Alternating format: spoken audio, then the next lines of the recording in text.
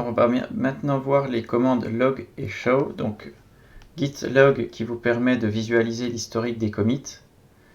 Et puis git show suivi de l'identifiant d'un commit qui va permettre de visualiser le détail d'un commit. Donc on va regarder ce que ça donne sur notre travail précédent. Donc là, pour que vous voyez un petit peu mieux, parce que là ça va être peut-être important de mieux voir. Alors on zoome un petit peu, peut-être encore un petit coup. On se met en plein écran, hop, voilà. Donc, si je fais un git log, je vois que j'ai une liste de commits. Donc en fait, le plus récent est en haut et le moins récent est en bas. Donc celui-ci, c'est celui qui est pointé par head dans la branche master actuellement. C'est le dernier commit que j'ai fait. Donc vous vous rappelez, j'ai ajouté le fichier oublié. Le précédent, c'était l'ajout des fichiers avec commit-a et donc la modification de l'ajout d'arguments à la fonction main dans main.cpp. Ici, c'était l'ajout de main.cpp voilà, avec hello world et le commit initial sur le serveur auparavant, qui est actuellement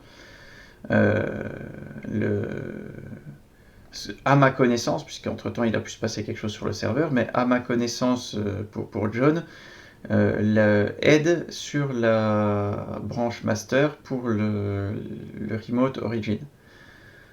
Donc maintenant, si on veut voir avec git show, on va regarder celui-ci où on a une modif. Donc on voit que ce qui a été fait, c'est supprimer cette ligne int main parenthèse ouvrante fermante ouvrez la collade par cette ligne.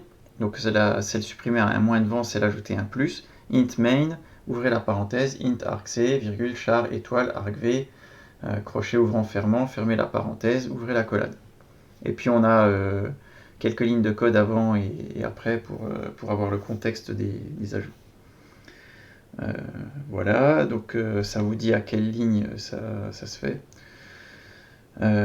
Donc c'est ce que permettent de voir ces deux commandes, ce qui peut être assez utile pour avoir vérifier rapidement ce qu'il y a eu comme commit et ce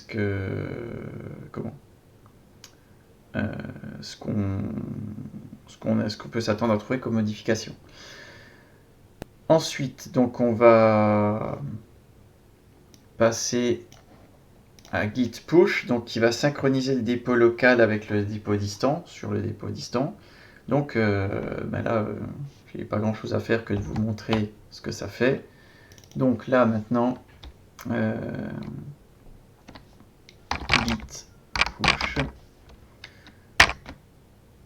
mon nom d'utilisateur, John, le mot de passe,